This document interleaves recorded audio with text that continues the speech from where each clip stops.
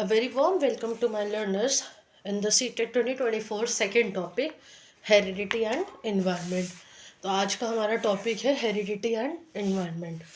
अब यहाँ पर हम पहले समझेंगे हेरिडिटी का मतलब क्या है, एनवायरनमेंट से हम क्या समझते हैं और ये कैसे डेवलपमेंट में दोनों फैक्टर्स रोल प्ले करते हैं। तो हेरिडिटी वो सारी क्वालिटीज़ होती हैं जो कि पेरेंट्स से ऑफस्प्रिंग में इनहेरिटेड होती हैं जीन्स के थ्रू। ये एक स्टैटिक फैक्टर है, मतलब कि फिक्स्ड फैक्टर है, ये चेंज नहीं होता है, फिक्स्ड रहता है। और ये हमारे को बेसिस प्रोवाइड करता है ह्यूमन पर्सनालिटी का, मतलब कि ह्यूमन की पर्सनालिटी कैसी होगी डेवलपमेंट के दौरान, कोई भी ह्यूमन बीइंग होगा तो उसका ये बेसिस प्रोवाइड करता है। और it provided basis of human personality development and it is basically what a person born with, मतलब कि पर्सन जब बॉर्न होता है, जब वो आता है इस वर्ल्ड में, तो उसमें क्या क्वालिटीज़ होती हैं वो हेरिडिटी से डिफाइन होती है, जीन्स के थ्रू जो क्वालिटीज़ हमारे अंदर इनहेरिटेड हो गई पेरेंट्स के साथ। ठीक है। अब इन्वायरमेंट क्या होता है, ये एक डायनामिक फैक्टर है। हेरिडिटी हमने कहा स्टैटिक फैक्टर है और इन्वायरमेंट डायनामिक फैक्टर है। ये सारे वो फैक्टर्स इंक्लूड करता है जो हमारी सराउंडिंग्स में आसपास हो रहे होते हैं। जैसे कि पिछले वीडियो में हमने देखा था physical, social, moral, economical, political, cultural, emotional, सारे फैक्टर्स। ठीक है। और ये भी डेवलपमेंट को अफेक्ट करता है। तो हम एक तरीके से कह सकते हैं कि हेरिडिटी और इन्वायरमेंट का जो मल्टीप्लिकेटिव सम वो होता है, मल्टीप्लिकेशन होता है, वो डेवलपमेंट होता है। तो यहाँ पे मैंने लिखा हुआ D is equals to H multiply by E. ठीक है। अब एक डिबेट चलती है नेचर वर्सेस नर्चर डिबेट। तो ये इस पे बहुत सारे क्वेश्चंस बेस होते हैं कि नेचर क्या है और नर्चर क्या है। नेचर मतलब ह्यूमन का नेचर किस चीज़ से डिफाइन होता है, हेरिडिटी से, तो नेचर यहाँ पे हेरिडिटी है। और नर्चर मतलब जिसमें हम फलते फूलते हैं, परिपक्व बनते हैं, वो किस में होता है, इन्वायरमेंट में होता है। नेचर मतलब हेरिडिटी जो कि चेंज नहीं हो सकती, कैन नॉट बी चेंज, और नर्चर मतलब इन्वायरमेंट जो कि चेंज हो सकती है। तो ये दोनों बातें आपको रिमेंबर रखनी है। उसके बाद एक पॉइंट नोट कर सकते हैं, human development is the joint product of heredity and environment and human beings are nothing without both heredity and environment. अगर किसी के पास हेरिडिटी हो और इन्वायरमेंट ना हो तो उसकी डेवलपमेंट ठीक तरीके से नहीं होगी, और इन्वायरमेंट हो और हेरिडिटी में जीन्स में कुछ प्रॉब्लम आ जाए तो भी डेवलपमेंट अफेक्ट करती है। इसलिए दोनों ही चीज़ें ज़रूरी है, प्रकृति भी और जीन्स भी ह्यूमन बींग्स की ओवरऑल डेवलपमेंट के लिए। ये चीज़ हमने यहाँ पे समझ ली। अब एक क्वेश्चन और पुटअप होता है कि ट्विंस वाला जो कॉन्सेप्ट होता है, तो दो तरीके के ट्विंस होते हैं, आप नोट भी कर सकते हैं डिफरेंस। आइडेंटिकल ट्विंस होते हैं और फ्रेटर्नल ट्विंस होते हैं। ठीक है। आइडेंटिकल मतलब होता है सेम, जो कि सिमिलर ट्विंस होते हैं उनमें कोई भी डिफरेंस नहीं होता है, उनकी हैबिट, अपीयरेंस सब कुछ सेम होती है।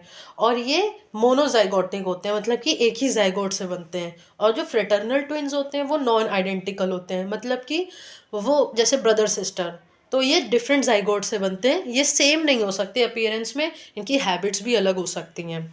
ठीक है। लेकिन होते ये ट्विंस ही हैं। अब एक हम लोग कुछ हेरिडिटी के एग्जांपल्स बता देते हैं आपको, जैसे कि आई कलर, बॉडी स्ट्रक्चर, कैसी बॉडी का स्ट्रक्चर रहेगा, टेम्परामेंट मतलब कि इंसान का टेम्पर कितना होगा, वो हेयर कलर हो गया, नेचर, इंटेलिजेंस कैसी है पर्सन की, इमोशनल डेवलपमेंट उसकी कैसी है, ये सारी चीज़ें जो होती है वो हेरिडिटी के एग्जांपल्स होते हैं। अब इस टॉपिक की एजुकेशनल इम्प्लीकेशन, ये क्वेश्चन बहुत पुटअप होता है कि एजुकेशनल इम्प्लीकेशन मतलब कि आप इस चीज़ को पेडागोजी के रेफरेंस से कैसे यूज़ कर सकते हैं, ये कैसे क्वेश्चन फ्रेम होंगे। तो उसके पॉइंट पहले नोट कर लीजिए, फिर हम लोग साथ साथ समझेंगे भी। Knowledge of both factors help find teacher individual differences among student in learning different subjects. Teacher provide congenial atmosphere, treat equally, motivate to adjust with the environment. ठीक है। अगर टीचर को पता चल जाए कि क्या इन्वायरमेंट से बच्चा आया है और उसके इन्वायरमेंट में आसपास का माहौल कैसा है, तो स्टूडेंट्स के अंतर्गत वो इंडिविजुअल डिफरेंसेस को समझ पाएगी और उसी हिसाब से हर एक स्टूडेंट को वो इक्वली ट्रीट करेगी, उनको एडजस्ट करने के लिए मोटिवेट करेगी। इसकी वजह से उनकी जो लर्निंग होगी वो बहुत अच्छी होगी। ठीक है। अब नेक्स्ट पॉइंट क्या होता है, environment, education, freedom, better parenting, environment, nutritional development, emotional area, ये सारी एक्टिविटीज़ हैं undertaken in class to understand students better, whether positive और नेगेटिव।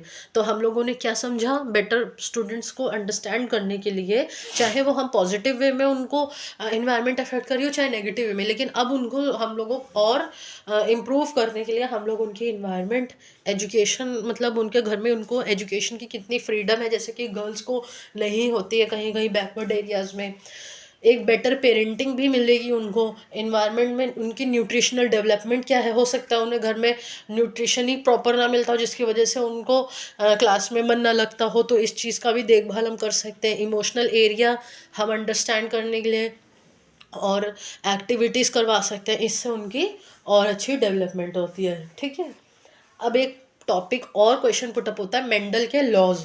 ठीक है, तो मेंडल लॉज दिए थे ग्रिगोन जॉन मेंडल ने 1866 में। 3 लॉ इनहेरिटेंस के थे इनके। पहला था लॉ ऑफ डोमिनेंस, दूसरा है लॉ ऑफ सेग्रीगेशन और तीसरा है लॉ ऑफ इंडिपेंडेंट असर्टमेंट। जो पहला और दूसरा लॉ है वो कहीं कहीं पे लिंक भी रहते हैं। लॉ ऑफ डोमिनेंस मतलब कि अगर एक दो ट्रेड्स हैं, सपोज करिए टॉल है एक प्लांट और उसके जो क्या बोलते हैं हम फ्लावर्स हैं वो भी ज़्यादा अच्छे हैं, और एक दूसरा प्लांट है शॉर्ट है, ठीक है, और उसके फ्लावर्स दूसरे कलर के हैं, तो फिर हम अगर उनको क्रॉस करके देखें उनकी जो नेक्स्ट प्रोजेनी होगी, तो ज़्यादातर अगर टॉल प्लांट्स मिले हमको तो टॉल जो फीचर होगा वो क्या हो जाएगा, डोमिनेंट हो जाएगा।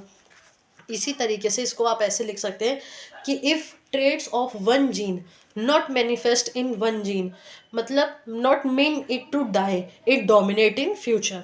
मतलब कि अगर एक प्रोजनी में एक कैरेक्टर दिख रहा है और वो दूसरे प्रोजनी में नहीं दिख रहा, दूसरा दिख रहा है, तो इसका मतलब ये नहीं कि वो कैरेक्टर ख़त्म हो गया है, इसका मतलब ये है कि वो छुपा हुआ है लेकिन डोमिनेंट में हमको क्या दिख रहा है, पहला ही कैरेक्टर दिख रहा है। अब दूसरा एक लॉ होता है लॉ ऑफ सेग्रीगेशन, मतलब कि कोई भी जो फैक्टर्स होते हैं वो आपस में लिंक नहीं होते, सब अलग अलग रोल प्ले करते हैं। हाइट का अलग फैक्टर है, वेट का अलग फैक्टर है, साइज़ का अलग फैक्टर है, इस तरीके से।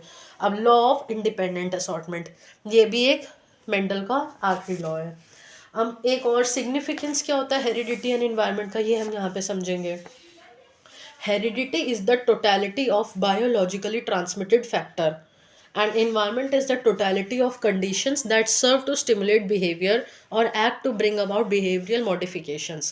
Teacher provide best mental environment to flourish children. ये दोनों सिग्निफिकेंस है हेरिडिटी और इन्वायरमेंट के। अब एक और क्वेश्चन पुटअप होता है कि वुडवर्थ की बात को लेकर के, ठीक है, ऑप्शंस दे देगा आपको कि इनमें से कौन सी वुडवर्थ की बात है। तो पहली उसने एक बात कही है कि individual is the result of multiplication between heredity and environment, जो हमने ऊपर समझा था कि जो इंडिविजुअल है वो उसकी डेवलपमेंट कैसे होती है, हेरिडिटी और इन्वायरमेंट के मल्टीप्लिकेशन की वजह से होती है।